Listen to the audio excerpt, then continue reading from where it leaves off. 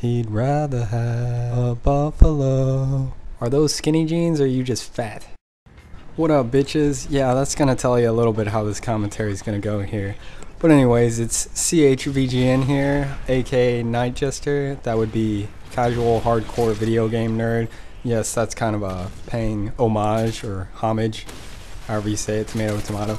Yeah, anyways, that's dedicated to AVGN, angry video game nerd. Yeah, I don't mention people for any other reason other than I like them. Now, I did put Sandy Ravage in one of my titles as a description slash maybe it'll get more views sort of thing, but I only did that once because I tried it again and it didn't work a second time because I think YouTube figured it out. They were like, hey now, don't fuck with the system, man.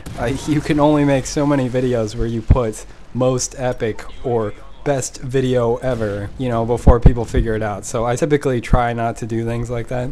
And as I'll mention in my next commentary, I don't necessarily want to be big, other than making money. That'd be cool. No, but if you're big, people hate you. I mean, people hate me enough already, and I'm a little guy.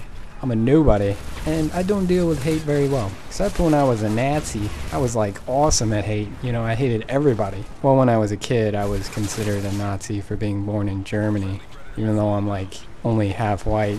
Anyways, I think my catchphrase as CHVGN is anyways, or that's my catchphrase as Night Jester, because I tend to get off topic, or I never have a topic, so I'm never really on topic, so I say anyways a lot. Anyways, the topic of today's discussion, Coney 2012, no, I refuse to watch that.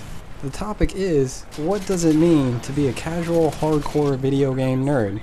Well, video game nerd, you can pretty much figure out. That's kind of pointless. I don't know why I threw that in there. Too many letters in the acronym anyways. But the casual hardcore, it seems a little, let's see, contradicting? Doesn't make any sense. Casual hardcore, huh? Well, let's just explain it in terms of Call of Duty.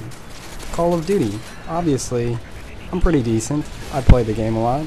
I played for like 11 days.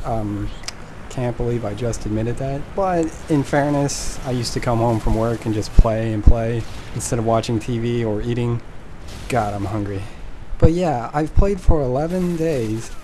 Now you would imagine that, you know, I look up all these tutorials, I look into all the custom classes, you know, look up every perk, exactly what it does, you know, plan out my strategy accordingly.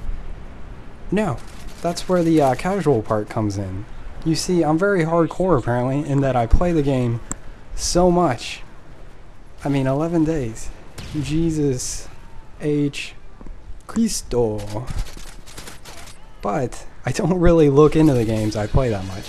Like, I usually learn by word of mouth. I have a scout, a Subliminal Psycho. He's my unofficial scout.